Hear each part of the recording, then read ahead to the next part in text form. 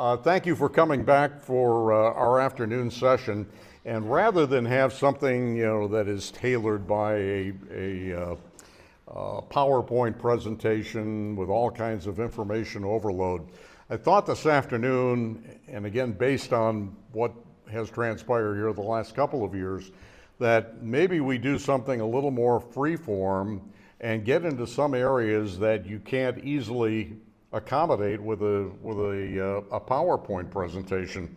So that's why we're going to do this. I thought first of all we would revisit this slide from this morning, because this shows the current system as it exists. And along the left-hand column, while you can't read it, again because the text is so small here on the screens, we have the location and the frequency for each one of the NXDN repeaters in the system. You can easily go to your own computer and go to ni4ce.org, go to the digital NXDN page. You will see that very slide. And so it's not like you've got to memorize it or write it down quickly. Just go to ni4ce.org, the digital page. You will find not only that information there, but you will also find a complete list of the talk groups that are currently being used in the system. And there's some other key information there as well. And just as somebody gave a plug this morning for something that they do, I'm going to have to do this now too, because if I don't, the West Central Florida Group Board of Directors will have my head at the next board meeting. This is a very special week for us. Last Monday, we celebrated the 25th anniversary of NI4CE. It was 25 years ago on February 23rd, 2001, that 14543 at Verna went on the air. And I can say that with 100% authority and knowledge because I'm the guy who did it. Never did I expect 25 years later I'd be standing here talking about it. 3 days later, the 442.95 repeater went on the air, and that began this juggernaut that 25 years later is still alive and well and strong. Very nice. Thank you. For those of you who may have been on the Aries Information Net Monday evening, I made an announcement to that extent. And when Sanford Wyatt, KM4WXX, who was net control, came on and said, does anybody have any questions or comments or need a fill? A ham out of Charlotte County, who is a friend of the West Central Florida Group and NI4CE, keyed his mic and said, I have a challenge for all amateur radio operators in West Central Florida. He said, between now and April 1st, I will match any donation up to $2,500 that people will make to the NI4CE organization. And he said, the fact of the matter is, and a lot of people don't like to talk about this, or worse yet, they mislead you, ham radio is not free.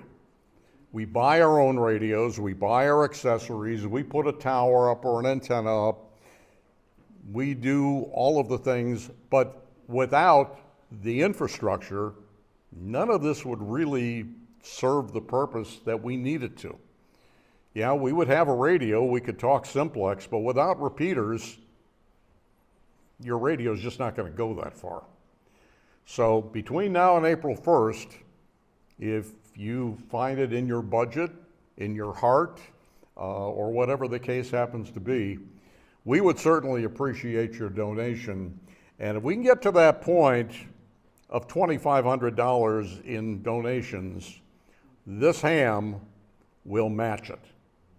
And I can guarantee you that any money that we are able to raise during this 25th anniversary silver celebration will go to good use, because we not only have our eye on some of the new places that we talked about this morning, but each of our existing repeaters does require maintenance, and there is also operating expenses.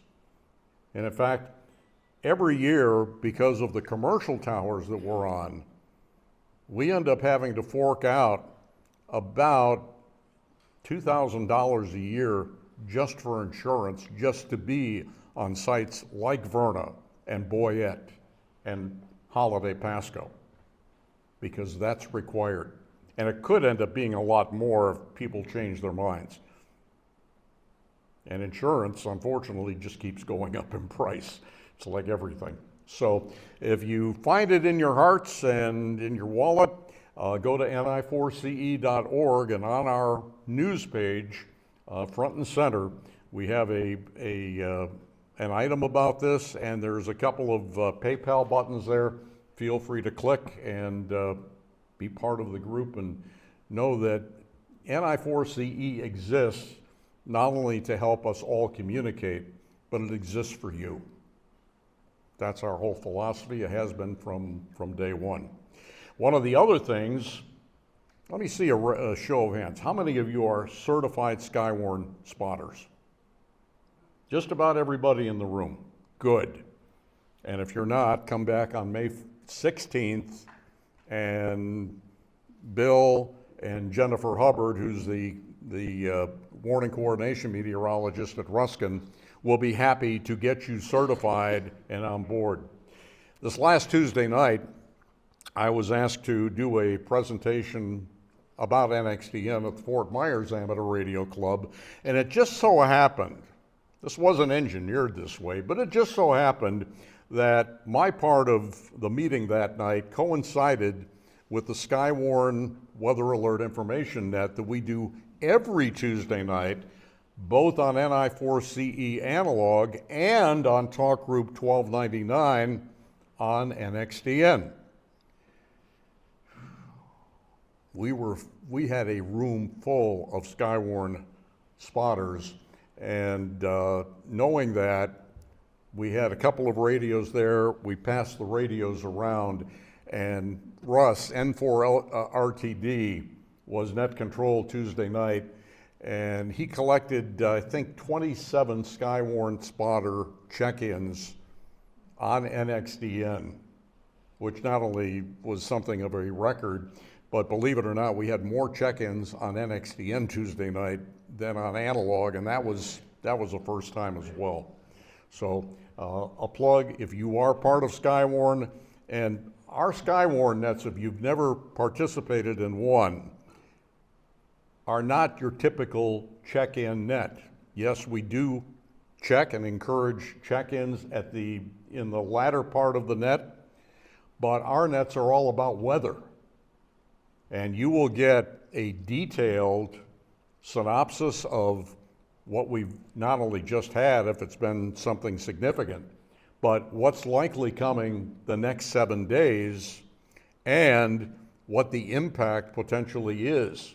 Right now, we are in a severe drought, which then in turn leads to wildfires, which then in turn leads to some things I don't even want to think about. So these are things that we talk about on Tuesday nights because we want to keep you aware of what you're looking at, because that will help keep you prepared, help keep your family prepared, and because we're all good amateur radio operators, we want to help keep our neighbors prepared, because that's what it's all about. Helping keep people safe, prepared, ready for what a lot of people would say might be unexpected. So anyhow, that's my commercial on Skywarn for the night, and we'll also let you know when the next Skywarn training. In fact, I was unaware, Bill, until you mentioned it this morning that Jennifer's coming here on the 16th of May. Correct. People will be hearing about that on the Skywarn Weather Alert Information Net on Tuesday nights. And also, don't forget about your fellow amateur radio operators, and there are a lot of them that you probably don't know or didn't even know that that particular party was an amateur radio operator. And one of them, from a West Central Florida group point of view, happens to be one of the organizations that hosts our repeaters. And little did I know that, because I hadn't asked the question, that Jim Ellett, who happens to be the director of engineering for Nexstar here in Tampa, that's Channel 8, which is our host at the Boyette site. Little did I know that Jim is in for JME.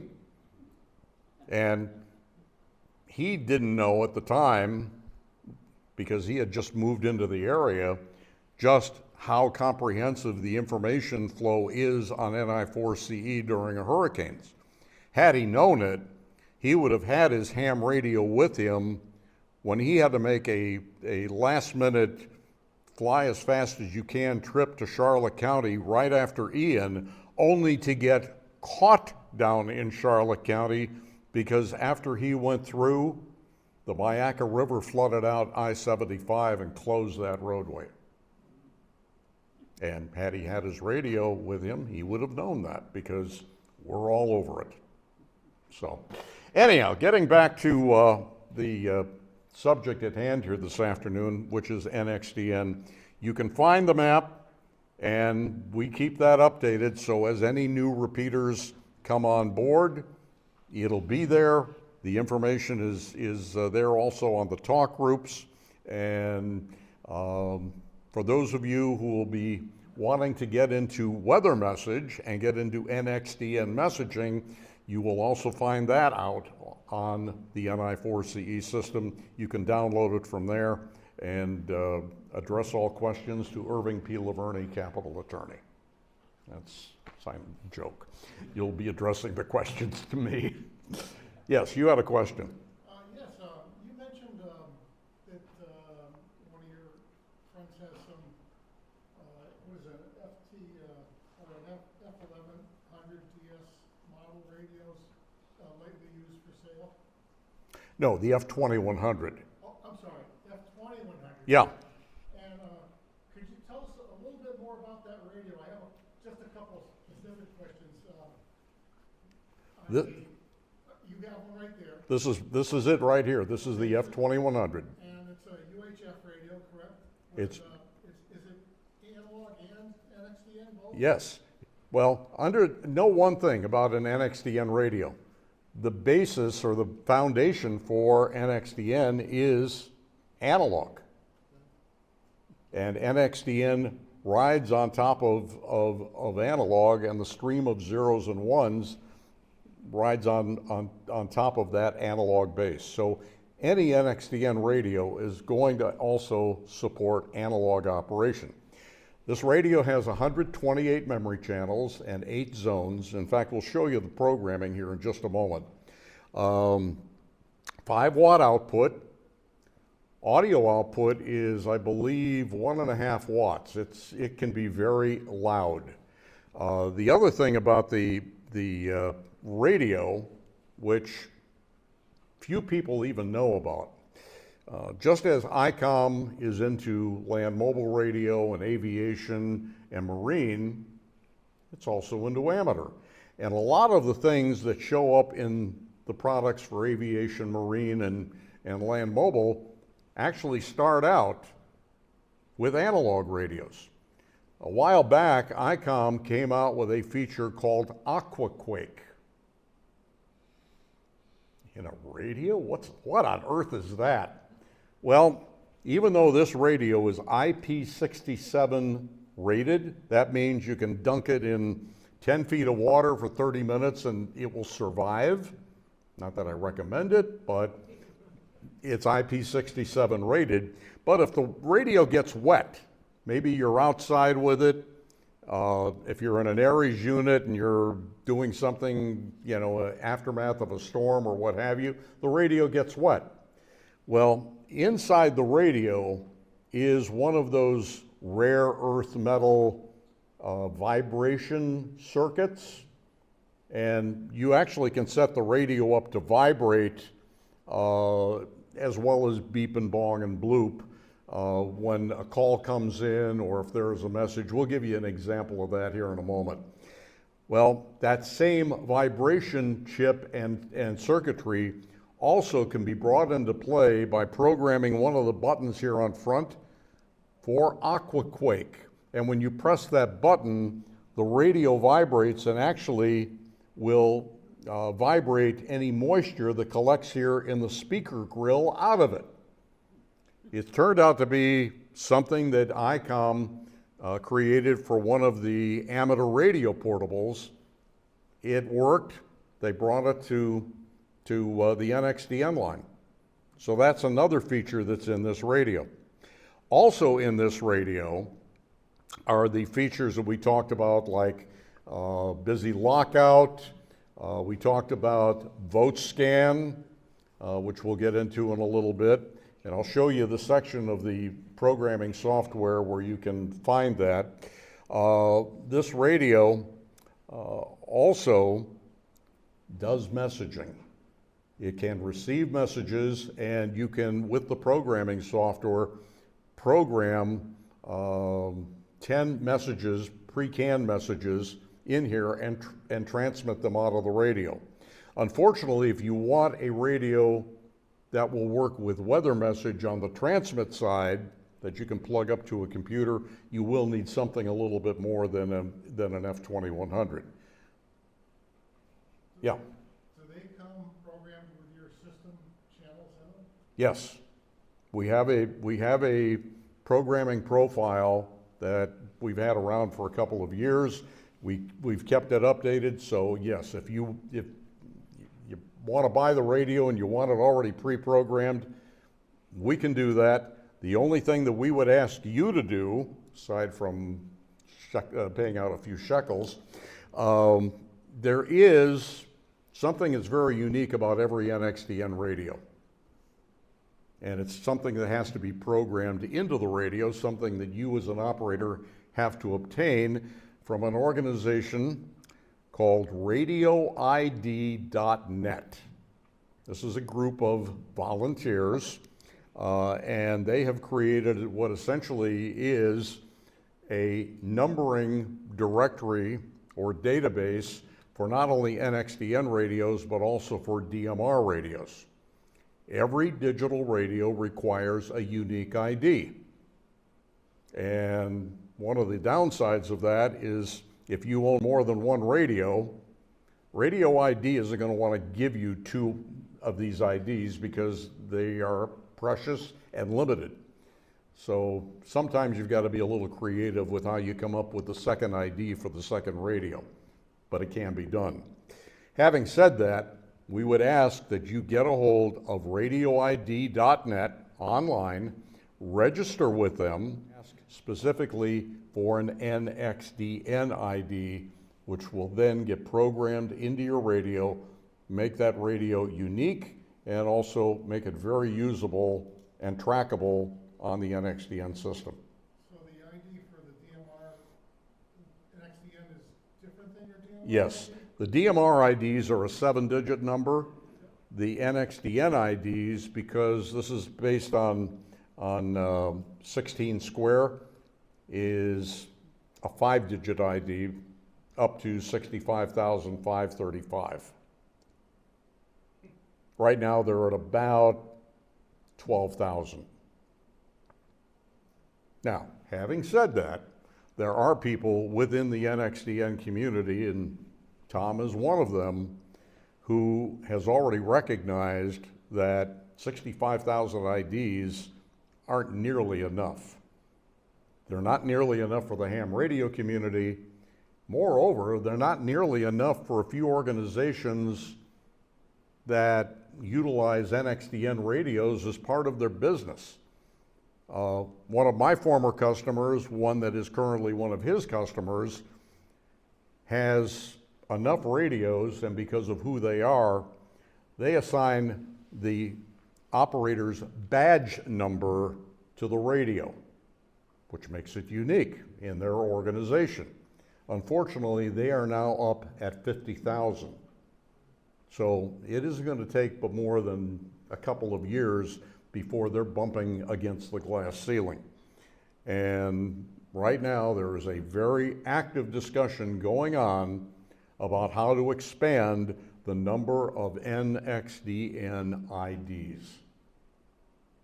And to be honest with you, it's not really rocket science, because the organization that put the wherewithal together for another digital technology called Tetra has already done it.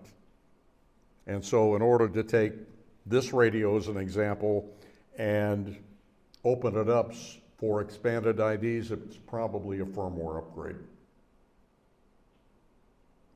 But know that that process is going on, because as NXDN gains more popularity, not only in the United States, but worldwide, the number of IDs that are going to be needed if you're creating a worldwide open system will be considerable. Now, if you have more than one radio, and somebody up in the villages brought this to my attention and wanted my input on it, he already has an ID and a radio. His ID was only a 4-digit ID. It was below 10,000.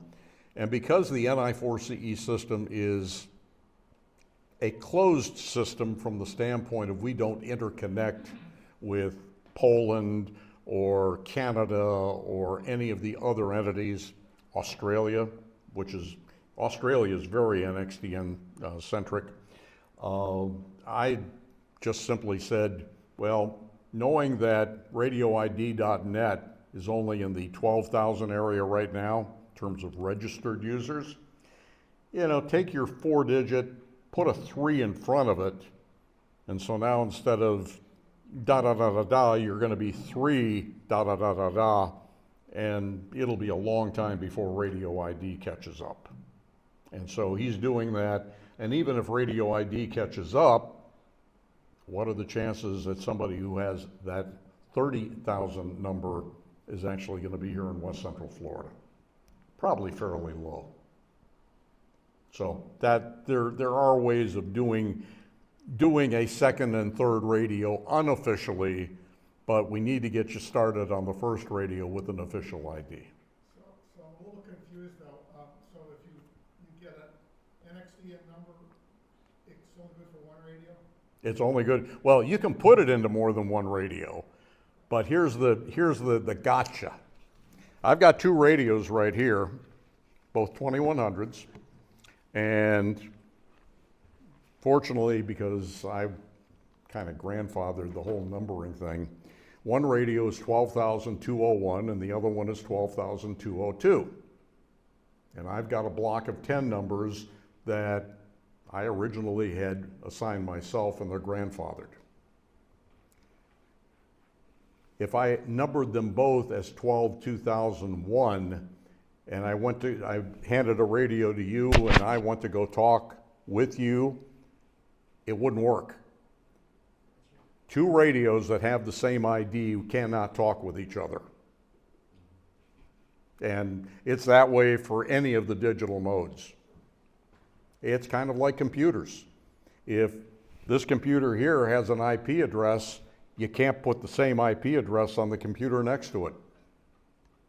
Only there, the second one that comes online will knock the first one off.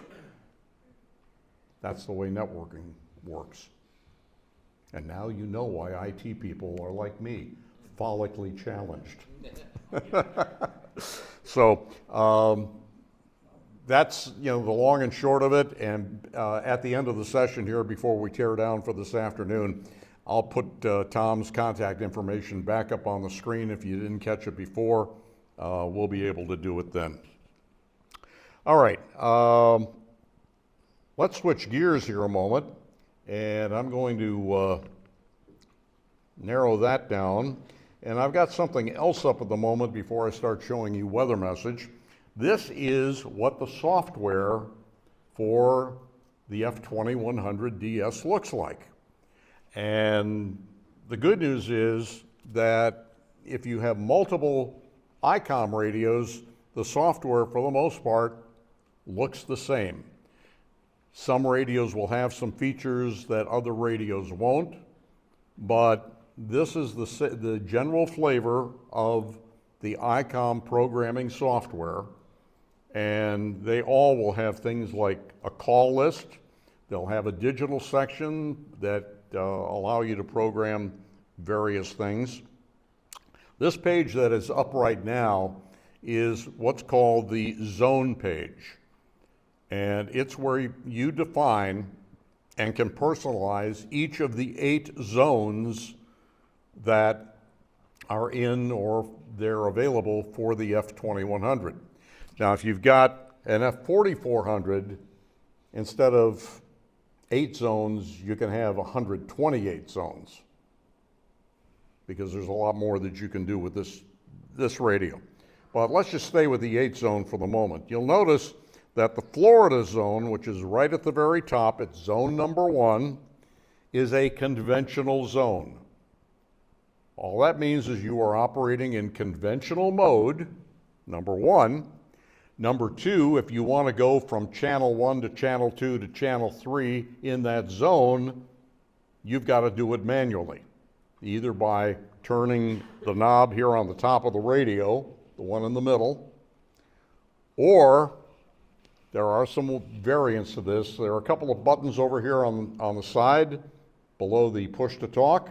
You can also allow them to change channels up or down. And there's a couple of other things you can do with those buttons as well. So on a zone that's conventional, it means just that. It's up to you with the cranial computer to be able to control the radio. Now the next zone down is called FL Vote. What that very simply means is I've got all of the memory channels that I've got over in the Florida zone that I can manually control, but I've now taken those channels, I've copied them into a second zone, and now I've created a voting zone. So, if I turn to that voting zone, the radio then controls itself. It will go out, it will read the beacons that each one of the repeaters sends out every 10 seconds. It will determine which repeater it hears best, and that's where it will land. And that's the repeater you will operate on until, as part of the scanning process, it finds a better repeater. And when it does, it will flip over automatically without you having to do anything. It will flip to the better repeater. You will keep on talking, you will keep on listening, because we all know communications is a two-way process, very interactive, and your heart won't skip a beat. It just works. So that's how you can differentiate between conventional zone and a voting zone. You'll also notice a column to the right here, kind of in the middle of the screen, called RX Group, and this is where you can turn RX Group on by zone. And just because in zone 1 you might have RX Group set up to monitor talk groups 1200, 1299, and let's say talk group 1, when you go to the next zone, it's a completely different ballgame.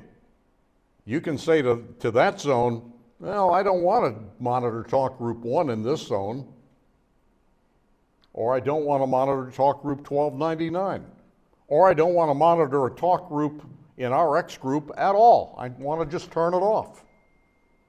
So that will give you an idea of the flexibility that this programming tool has and that your radio has. Okay, I'm now going to go over and we're going to look in one of the specific zones. There we go. And this happens to be the Florida conventional zone. The Florida voting zone is virtually identical to it.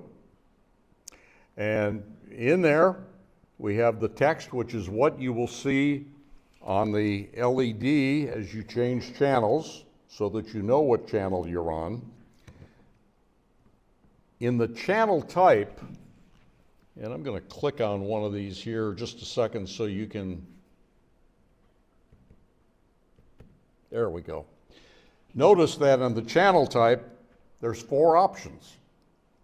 There's analog, there is something called mixed analog, there is a mixed digital, and then there is pure digital.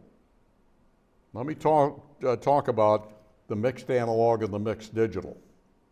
Because this is both an analog and a digital radio, there's 2 options, mixed analog, mixed digital, will allow you to monitor all traffic, analog or NXDN digital.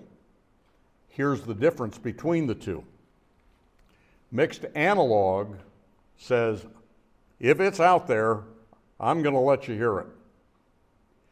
But if you want to respond to that traffic, or you want to transmit natively, you're going to be the initiator, it will be in analog mode, in mixed analog, but if you selected mixed digital, every time you go to key your radio for the first time, it will be in NXDN digital mode. But if there is somebody on frequency that is operating analog, or you're operating through a mixed repeater, that's why you would have this.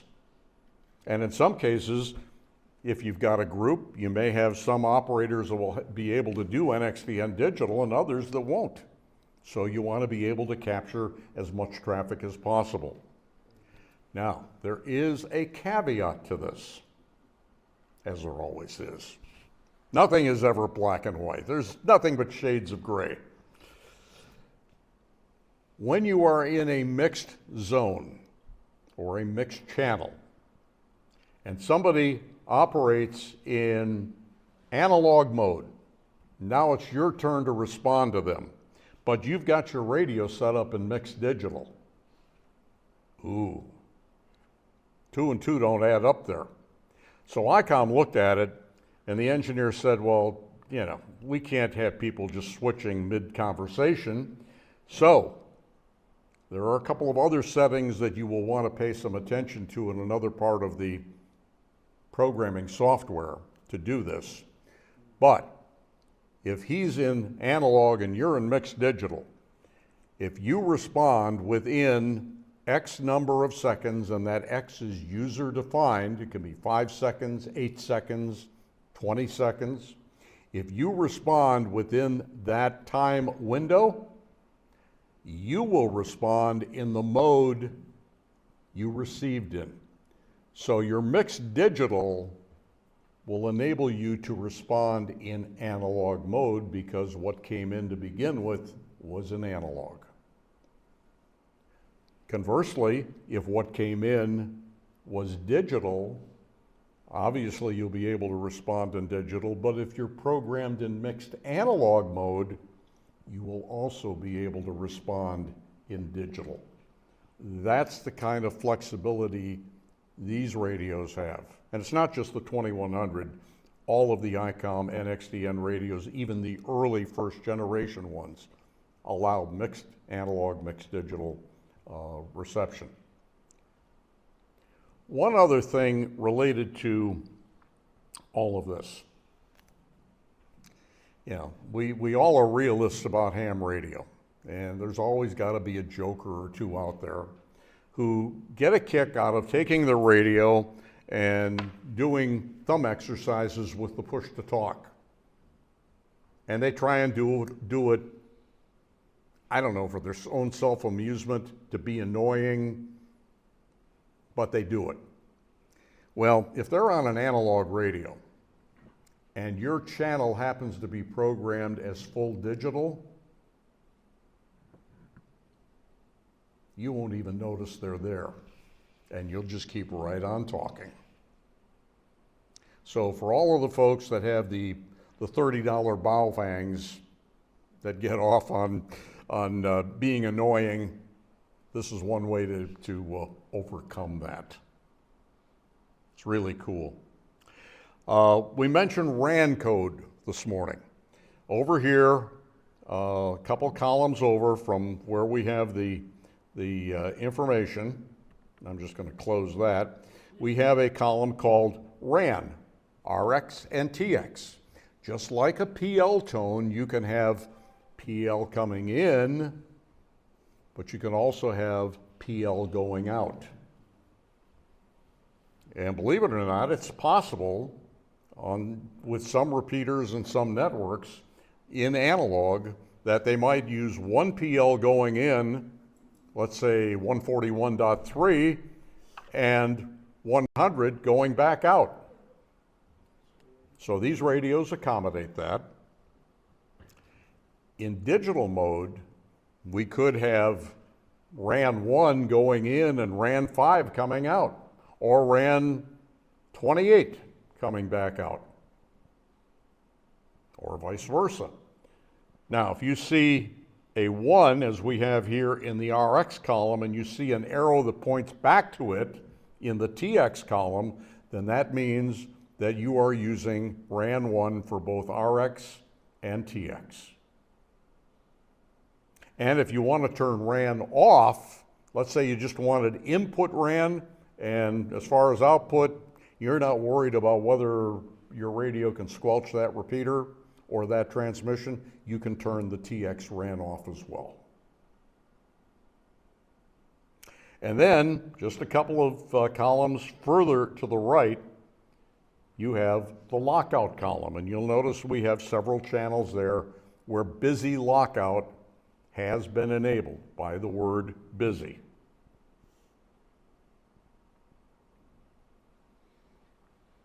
And that's a great feature because when you're running a net, the last thing you want to have to cope with, if you will, and try and fight through as a net control are 2 or more people transmitting at the same time.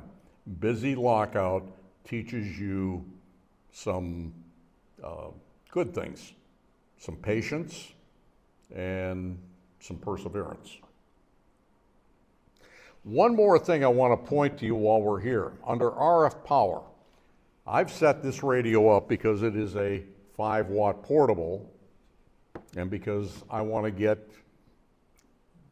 the greatest reach that I can possibly have with this radio going into a repeater. So I've set it up for maximum power. But we all know the creed of amateur radio. Use the least amount of power possible. And there are certainly applications where you may not need 5 watts. You may be able to do everything that you could possibly think about doing in a set of circumstances with 1 watt or 2 watts. Well, in Icom vernacular, H is high for 5 watts. Let me click on that. And we've got another pull-down menu there. So if you want 1 watt of power, that is L1. And that's exactly what it describes, low 1.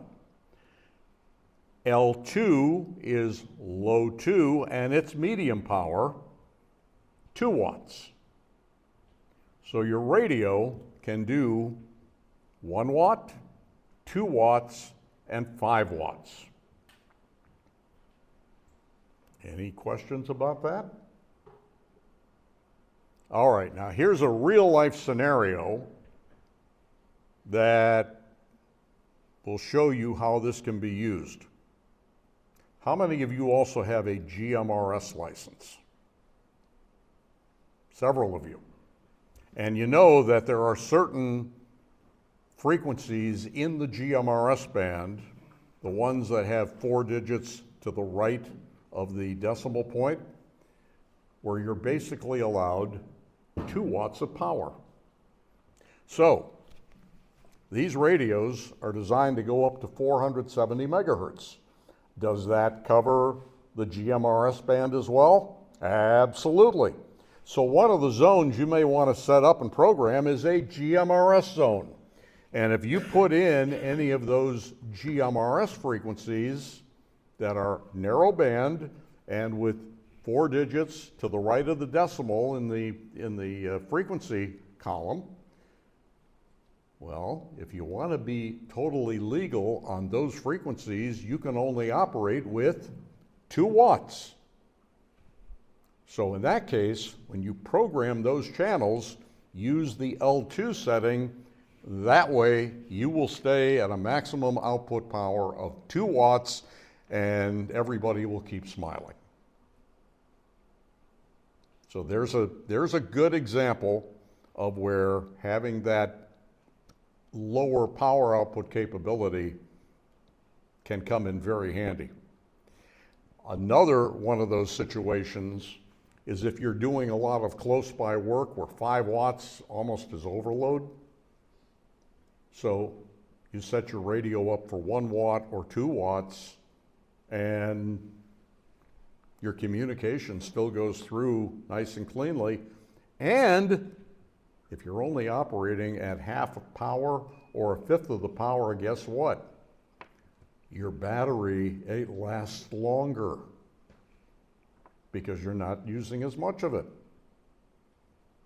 Now, typically, the battery that comes with the F2100 will last you 12 hours, unless you're just sitting there with the push-to-talk button completely mashed for whatever, and then your battery will likely last you about an hour. But under most circumstances, and most circumstances are 90% listen, 10% transmit, you'll go 12 hours with it. And I know people who do that day in, day out.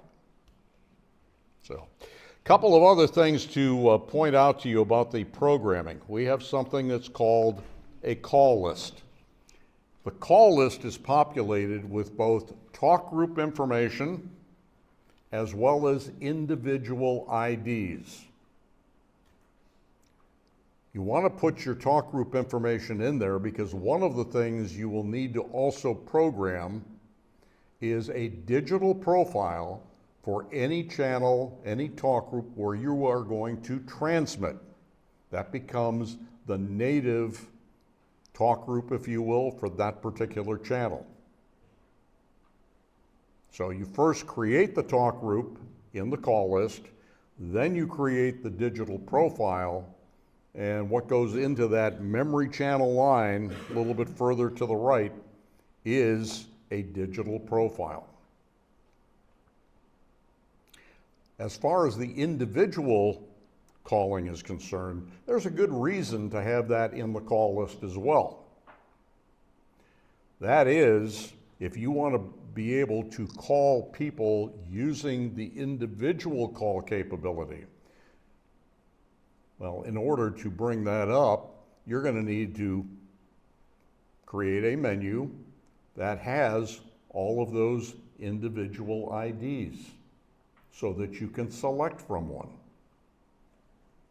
So if I wanted to call Buddy here, and I've got WB4OMG with his individual ID in the list, if I want to make an individual call, I'll activate a function on the radio using one of those buttons, and I will look in the list for Buddy's call, and when I have it, I'll then press push to talk, and now I'm not transmitting on a talk group, I am sending on the repeater a call going specifically to Buddy's radio and Buddy's radio only.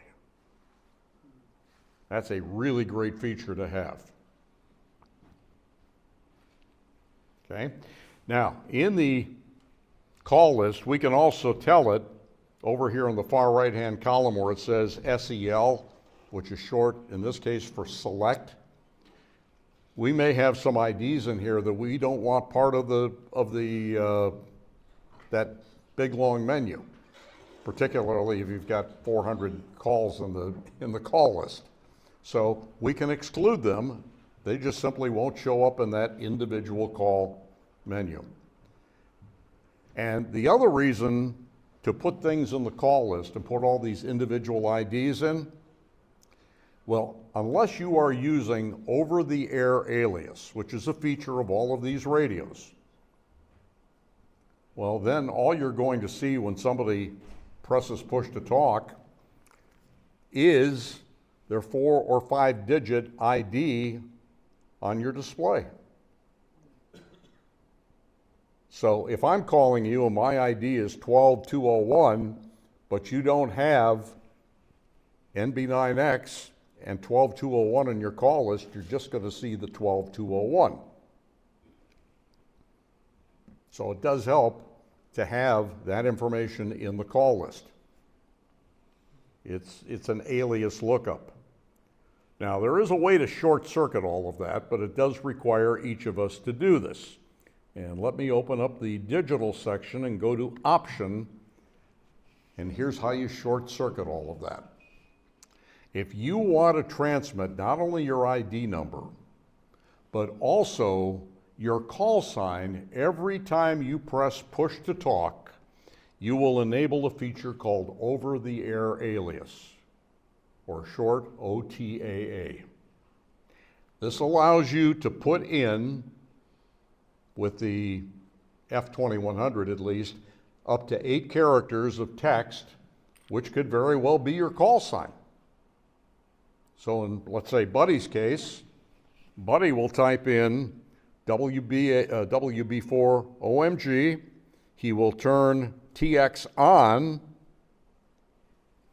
and that, once he's got that programmed into the radio, every time he presses push to talk, any talk group, WB4OMG also gets transmitted and shows up on your display.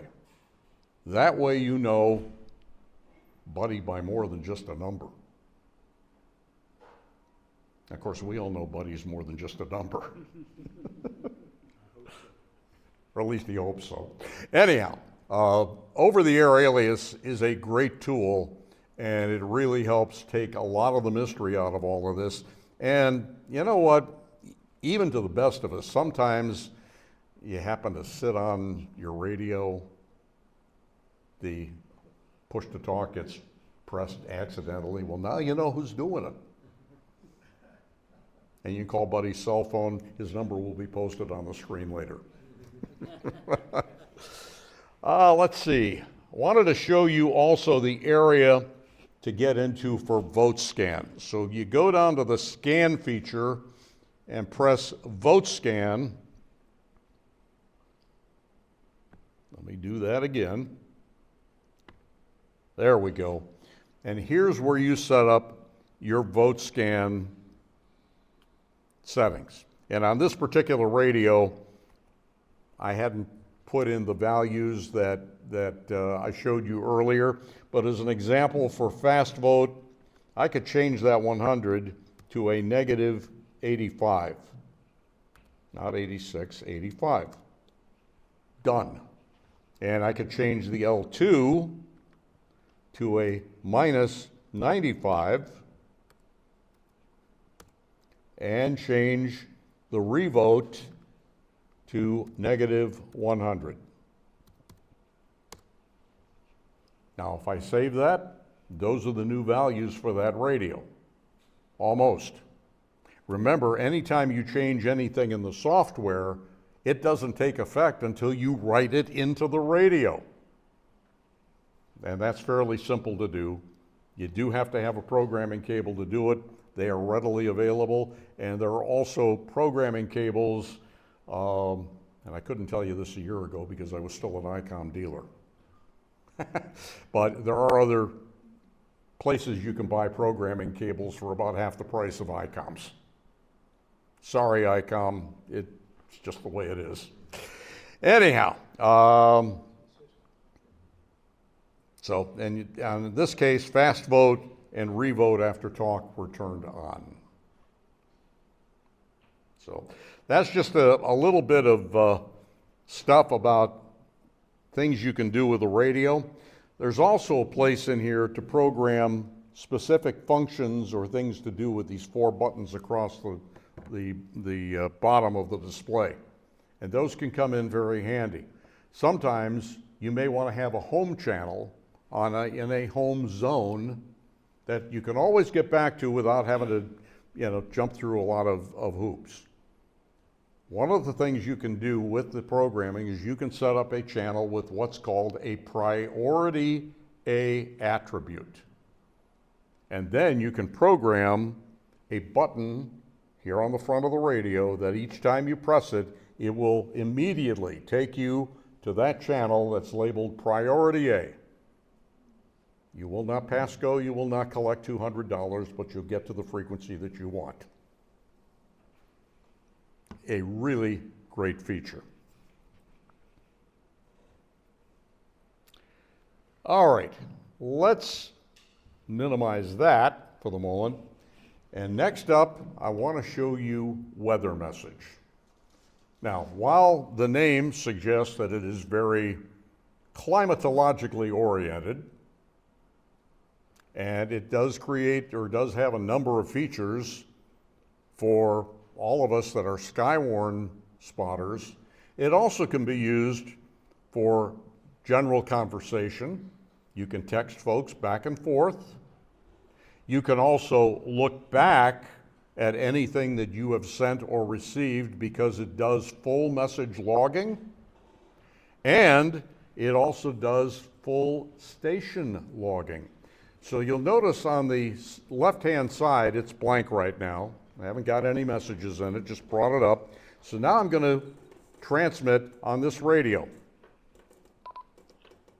And as I transmit, has it fallen asleep? No, it's gone off frequency. So here's something. This is one of the features that I built into this that I found really simple. When you go to set up weather message, you can also set up a directory of the channels in your radio. So I've got Seminole there, and I've also got Boyette. I've also got something that's called Test, which is helping us test the new FlexNet software offline. And then I've got another one that's called Direct One. And since it just came over on Direct One, it let me know that it's on frequency now. Okay, sends out a heartbeat. Well, I'm going to reciprocate. I just keyed up my radio, and notice that that radio is now in the station's heard list. And one of the improvements that we made versus the original weather message is that now instead of just showing you the user ID that's programmed into the radio, it also shows you which talk group that station was heard on. Here's how that can be a really great benefit. If you set up your radio, when you program it, with RX group, and you put other talk groups into the RX group, well, that works even though your memory channel may be programmed to talk group 1 or talk group 1200 or 1250 or any of the talk groups. So if you've got your radio programmed that way, it's always listening. And you know how that can come in really handy? Well, if somebody is running a net and they aren't the fastest scroller or the fastest typist, weather messages station heard will capture that information as each radio keys up. And if the radio keys up multiple times, it will automatically update the time column of that record. So you'll notice that I keyed up at 1430, and I just keyed up again on that radio, and it updated 1430.00 to 1431.41. It keeps track of your key ups. And all of that information is then kept in a relational database record. So at the end of the day, after you've done your net, and oh, did I forget to write somebody's call sign down, you can go back to the log, bring up the log for the stations by the day, and it will show you all of the folks that have checked in, not only with their user ID and their call sign, but also the talk group. So if your net, you may have a net going on, as an example, on Wednesday nights. We have a net at 7 o'clock on talk group 1215. There's usually about 23 to 25 check-ins. And then at 7:30 on Talk Group 1200, we have our Florida NXDN net, which I would all encourage you to come participate in every Wednesday night. Great way to get to meet the folks that have NXDN radios, and a great way to make sure that you can get into whatever repeater it is that you want to get into. And you might learn a thing or two beyond that. Well, after both of those nets, I can go back in, bring up the station log, and I can see everybody that logged in on 1215 and everybody that logged in on 1200, and fill in the blanks if I need to. Same thing on Tuesday night with a Skywarn net. So there's a very practical use for the station list and the station list report.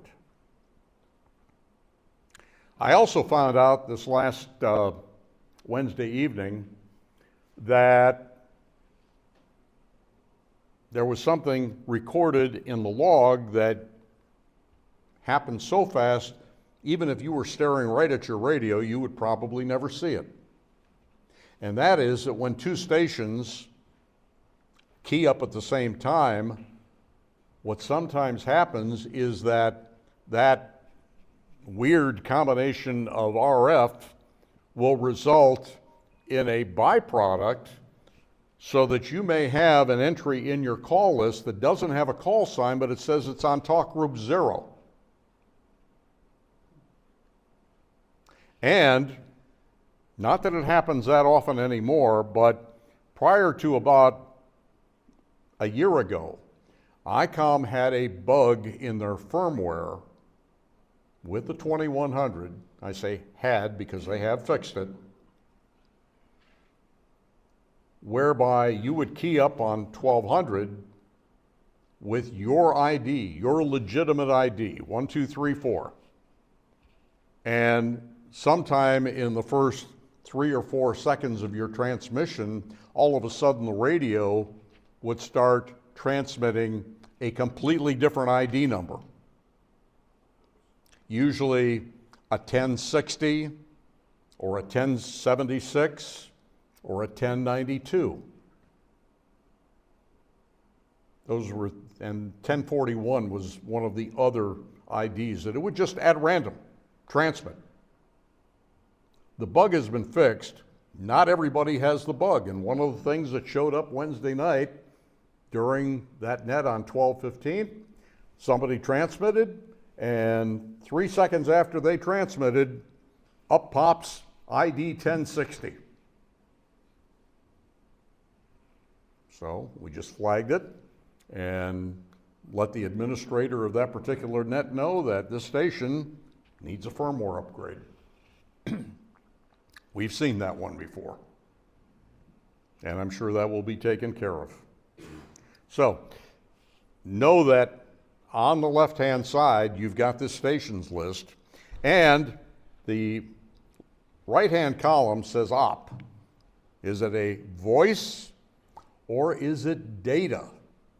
Because if it's another station that's running weather message, when weather message sends something out, it will show up with a D as opposed to a V. Now, why is that important? Well, I may want to send a personal message to another weather message operator, one that only goes to his station. Right now, down here in the lower left, you'll see under Direct 1, there's another box there that says 1. That's the talk group that is assigned to the Direct 1 channel.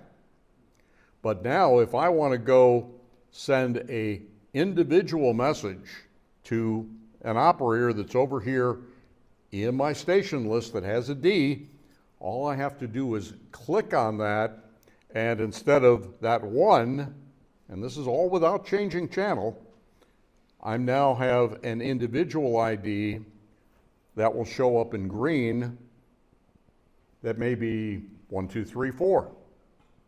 And I can go over here to our text box, I can text him a message, and it goes directly to his station. And if I want to get back after that, let's say the next message, I want to go out to talk group 1 again, I just come over here and I click on the direct 1 and it changes right back to a 1. So we try and provide some flexibility here in terms of what you do, how you do it, and how little amount of time you have to do in getting it done. We may also have a situation with weather message where, gosh, you know, there are some things that I say repeatedly.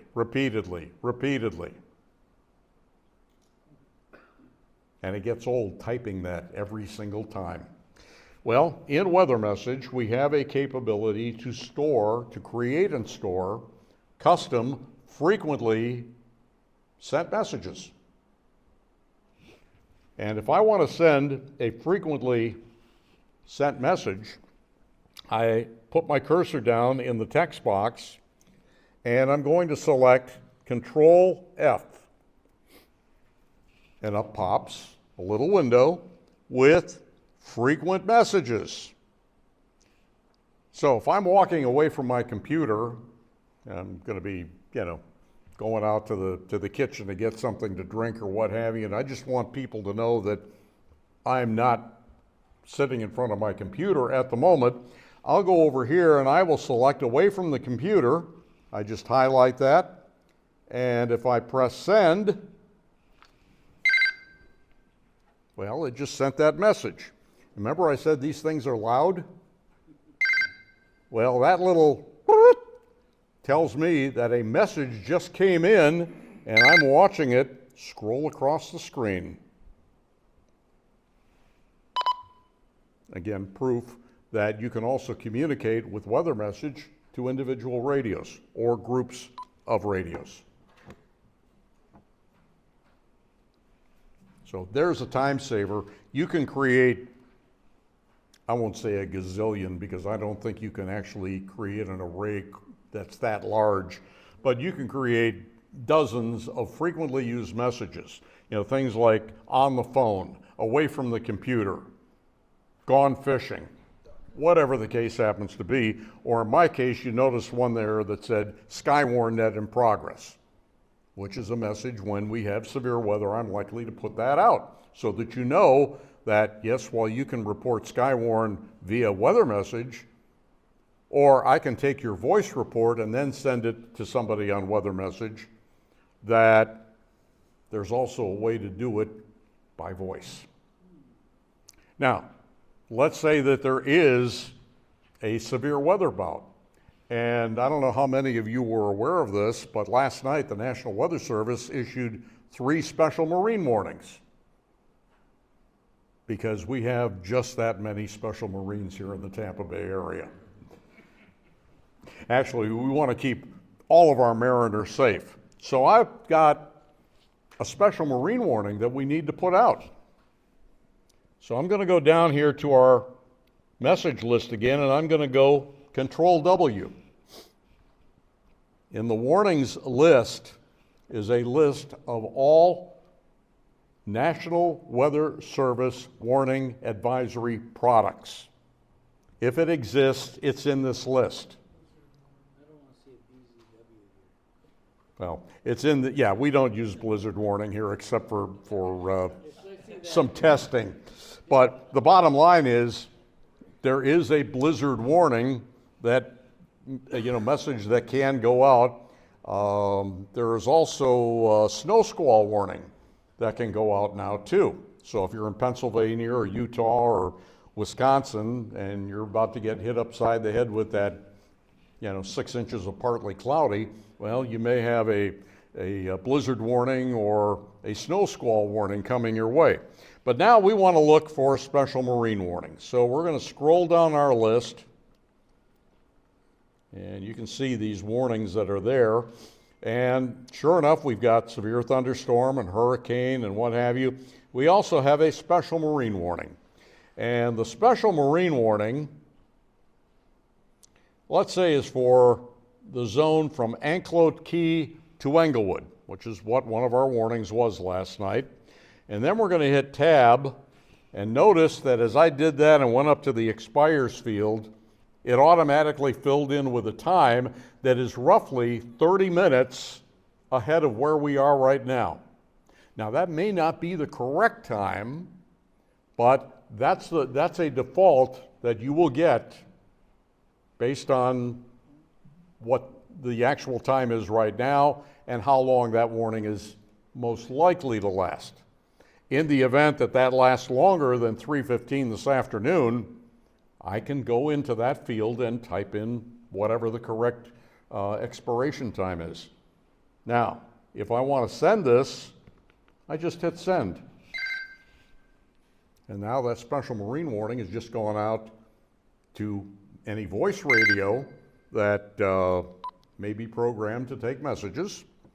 And it's also going out to other weather message users. And notice the colorized format. Black characters on aqua. And all of our warnings also go out in bold font face so that they jump off the screen at you. And it will show up in bold font face both for the originating station as well as anyone running weather message that receives that warning. Well, yes, Bill? Hey, last night I heard one that I hadn't heard before. It was a special weather message that said for heavy rain. I've seen the thunderstorm ones, but I've never seen one where they just call heavy rain. Well, sometimes that's issued as a flood advisory as well. Okay. Yeah, there are some variants on some of this stuff. But, you know, again, there is some flexibility with all of that as well. Now, if you've got a special marine warning issued, chances are the cause for that is usually one of two things. Either winds of 34 knots or higher out on the water, or, as was the case last night, water spouts. Well, what causes water spouts? Severe thunderstorms. And what happens when that storm that's currently out over water makes landfall? Very often, you can have another warning that's issued. So I'm going to click on Control W again. And now we're going to go find an appropriate warning for what may happen when that storm makes landfall. It's called a severe thunderstorm warning. And because of the counties that are adjacent to that particular zone, well, one of those counties is Manatee. And so now, for the fine folks in Manatee that are about to get hit up with a severe thunderstorm, we now have a severe thunderstorm warning. And notice one of the differences between special marine warning and severe thunderstorm warning. And folks in broadcast have been doing this for years. You know, when you see color bars up on your screen in color, well, you know, green is green, cyan is cyan, magenta is magenta. But if you're watching on a monochrome display, otherwise known as black and white, they show up in shades of gray. And depending upon the color, it may have a luminosity value of X, Y, or Z. Well, in this case, if we had tried to use white text over the cyan, it would have washed out. Much better contrast with black characters over the cyan. But with red, because it has a very low level of luminosity, both on screen and to the human eye, black characters over red would have also gotten lost in the clutter. So weather message is smart enough to know that if it's a severe thunderstorm warning with a red background, you're going to want to invert your text to white so that it is easier to read. That's the level of detail that we've gone to with this. Of course, if you want to just send a message, and we did, of course, on one of our frequent ones, you just type it in. And Weather Message now has the capability of taking messages of up to 140 characters. I know that sounds like X, but hey, it worked for them, it can work for us. Took a little engineering to figure that one out, but we've done it, and it works. You'll also notice, one second, you'll also notice that if the message is long enough that it takes more than 1 or 2 lines, that will automatically adjust the line size as well. Yes? Does that give you the ability to select multiple counties when you're doing? I can select every one that was in that list, and it will transmit every one that is in that list, and it will make it easier for you to read it. Because that's the way we like it. Something else, how many of you participated in the SET 3 weeks ago? One that was called Dark Start. And Dark Start was all about, for those of you who didn't participate, Dark Start was all about what happens when the electric grid goes down and you turn the light switch and nothing happens. Or you go to start your washing machine and nothing happens.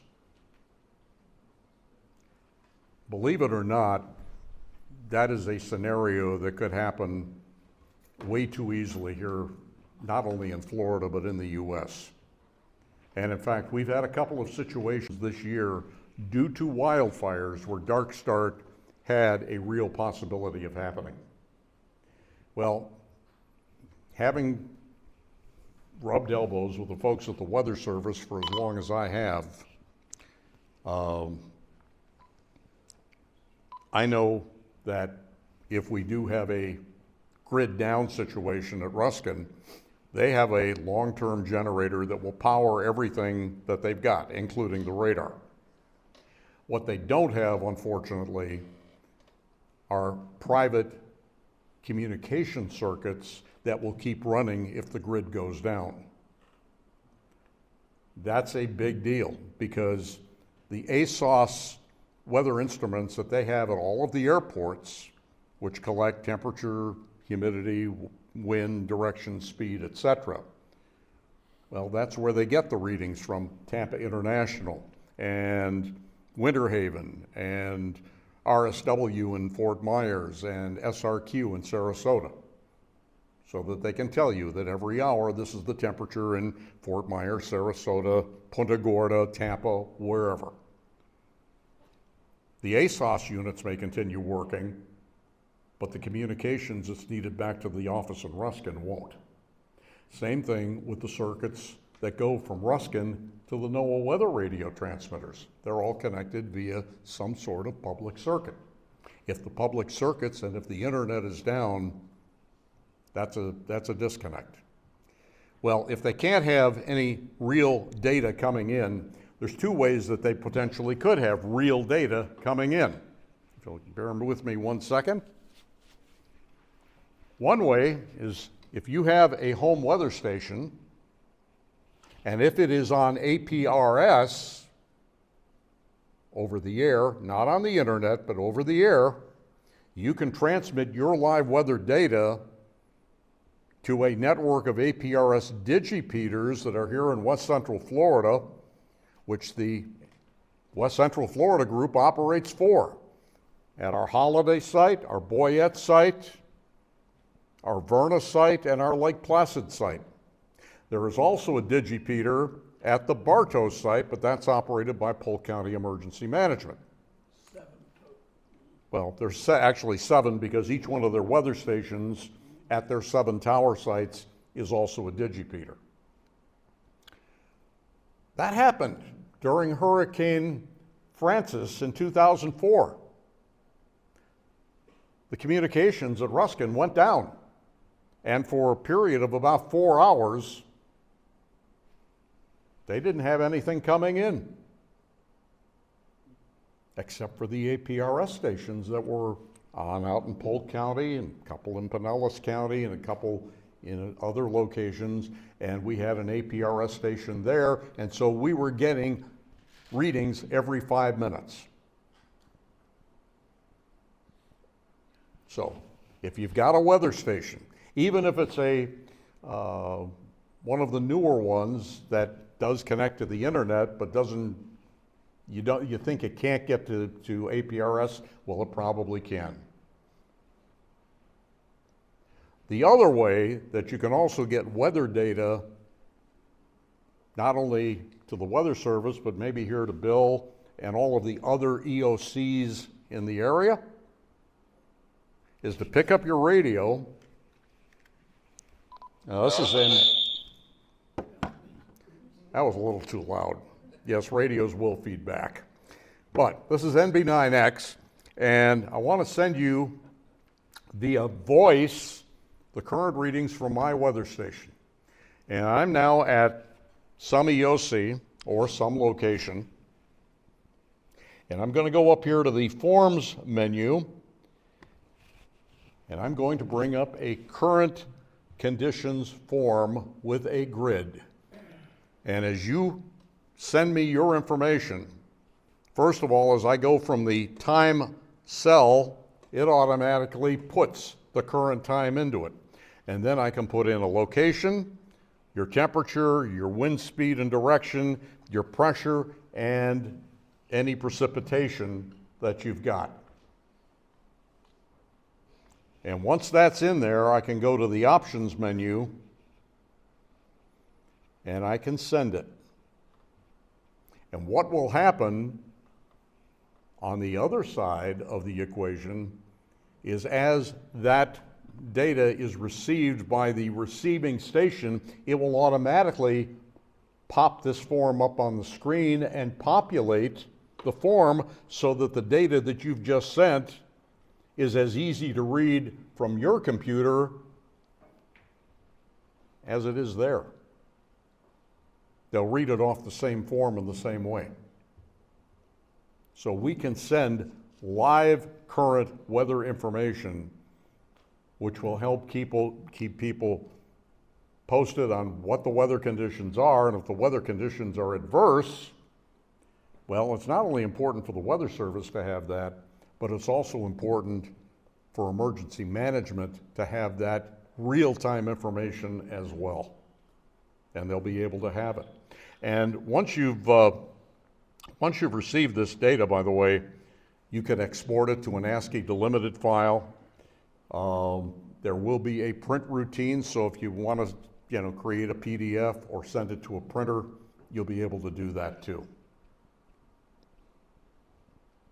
Pretty cool. Let's see, is there anything else that let me just bring up the logs here a second. I'm going to bring up messages.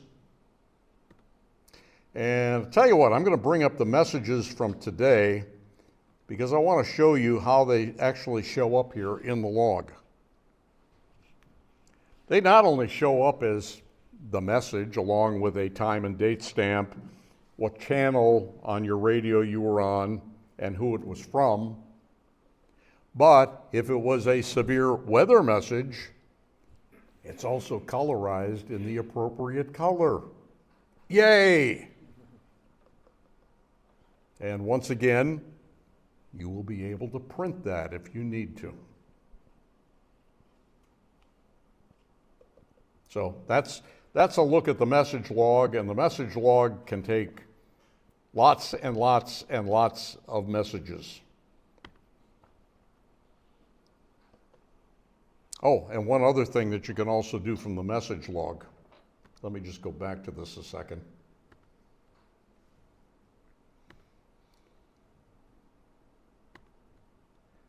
I'm going to go to last night's. Something did not work right there. Let's bring that back. Logs, message, new. And we're going to go to last night's and go. I'm not sure I've got any in here. Let me just take a quick look. No, I don't. Whenever you send real-time data in on that tabular form, it also saves all of that data to the database, and it will come up here. And if you want to see that again, not in the raw form, but you want to see it on the tabular, you just highlight it and come over here to the menu. And one of the items is Display WX. You click on that, and it feeds that data back into the form, so it's easy to read. Pretty cool. What do you need for weather message? Number one, you need a Windows computer. It'll work on Windows 10, Windows 11, maybe Windows 13 if it ever comes out. Although I don't know that Microsoft will ever come out with something with a number 13. They're probably Trixit-exophobic. So, but it does work on Windows. In addition to the software, if you have no other apps that use the .NET framework, which the programming software is kind of sort of based on, you'll need to download the .NET framework library from Microsoft. It's free. It takes about 2 minutes to do it. And once it's there, it'll work for any .NET framework application. What do you need in terms of a radio? Well, today, I'm using an F62D and a short cable, but the F62D will also connect to your computer via Bluetooth. So it may be a case of, look, Ma, no hands, or look, Ma, no cable.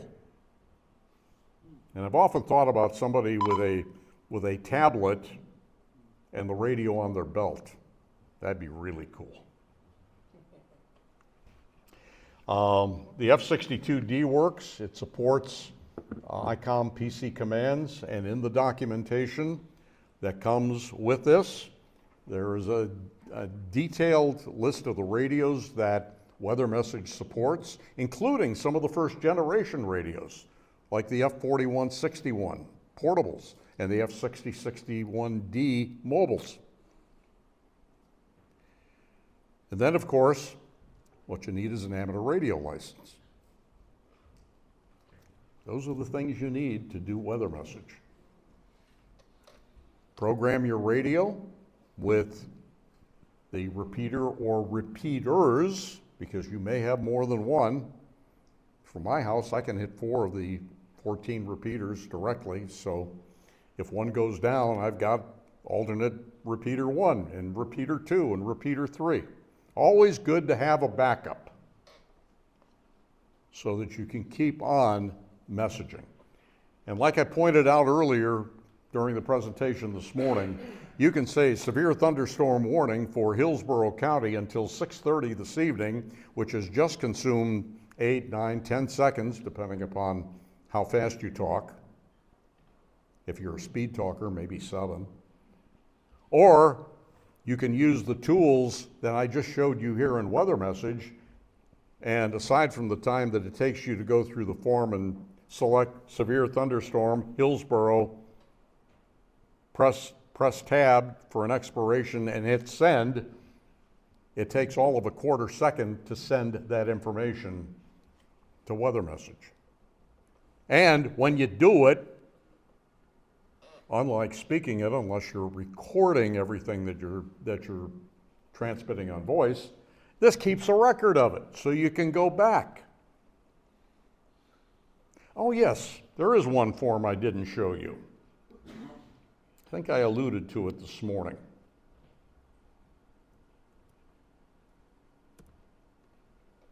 And that's because I'm not hitting the correct key combination there. There we go. I know that's hard to see on the big screen there, but notice that it says time, event, location. And the special key code combination is Control T, as in time. This is a form that we created for you to either put in your own Skywarn time, event, location, event that you want to report, or to take one off of the repeater by voice and put it into the form and send it. When the Weather Service asks you to report severe weather, they want to know the time the severe weather occurred, what type of severe weather it was, and the location of the severe weather. Hence, the time, event, location, and that's why they call it the tell method, as opposed to the tattle method. It's terrible to tattle on a hurricane. So we just tell about it. So if I want to do this, it puts in a real time. We've got a whole list of events. And notice this morning I alluded to the various event names that we have for hail, like dime, penny, nickel, quarter, pea-sized. That's the only one that isn't a coin-oriented one. We've got rainfall, we've got flooding, we've got power outage, we've got structural damage, tree damage, road closures, snow, sleet, and dense fog. And there may be one or two that need to go in there, and we can add them to the database if so needed. So we select one, we key in a location, and then the form, let's go with a water spout there. And let's see, the water spout is going to be, let me set this down a second.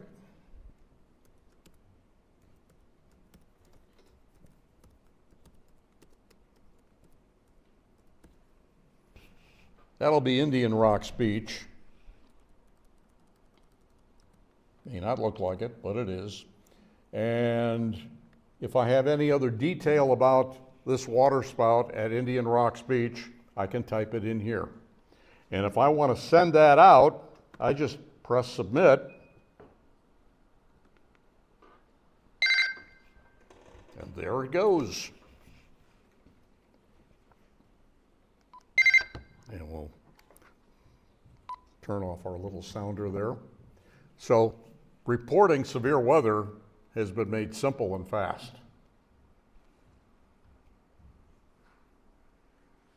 And from an emergency management standpoint, they're going to want to know that stuff too. So, any questions about what you've seen? Yes. I've got one question, two parts. Okay. Okay. You talked about the software for programming the handy-talkie, Right. okay? And you talked about this weather software. Right. What price brackets are these two pieces of software in? Okay. Let me cover the last one first, and I can say this authoritatively because I'm the author. The last one, Weather Message 2, is free. It's the best price you're going to get all day, unless I decide to give you part of my pension, which my wife will not be happy with. As far as the programming software is concerned, I can't, I can give you a ballpark, but the best thing to do is contact Tom Chance, and he'll give you his price on the software. That's Icom software? No, that's Icom's software. Yeah, it's an Icom product. Any software for these Icom NXDN radios is an Icom product. It's not like Gigaparts or somebody or a third party. It's actually genuine Icom software. I would say it's probably going to run somewhere in the vicinity of around $50 plus or minus. Any other questions? Yes. So basically, if you do get a Icom radio, you do have to buy the radio, plus you've got to buy the programming software. Yeah. Any other costs? Well, there are expendables with the radio, like battery. And depending upon how often you use the battery, it's a lithium-ion battery. It's not as dependent on how many times you mischarge it, but it's dependent on the number of times that you put the battery into the charger to charge up. Lithium-ion batteries, generally, once you've charged them 200 to 250 cycles, you start running into the law of diminishing returns. And that's when to start looking potentially at a new battery. If you want one of these shorty antennas, this is not a standard antenna, but this is about less than $15. And this particular antenna is a genuine Icom antenna, so it's built to be used with this radio or any of the Icom radios. Belt clips are also something that can wear out, and I will tell you, I have seen some belt clips that are pretty gnarly, and if you get to that point, you do want to lose the belt clip because you could hurt yourself. You do have to use the Icom programming software to program the radio? Yes. The way to do it? Yes. Yes, you do. And by the way, to get your hands on Weather Message 2, it's available on the ni4ce.org webpage. There is an item right now in our news section. Just click on that link there. It'll take you right to it. The .NET Framework library is available on Microsoft.com, and that is included in the documentation that comes with the software on the help desk. And in fact, if we click on help and go to help, well, there's our documentation. And the documentation is not just words.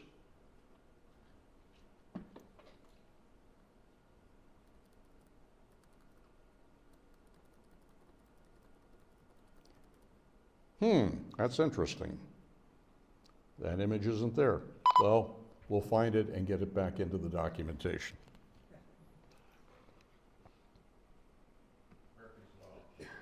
Yep. We're gonna go into our next presentation. Oh, I ran over. Shame on me. That's 3 demotions. And when you have that coming from the section manager, run for your life. That's right. Anyhow, thank you very much.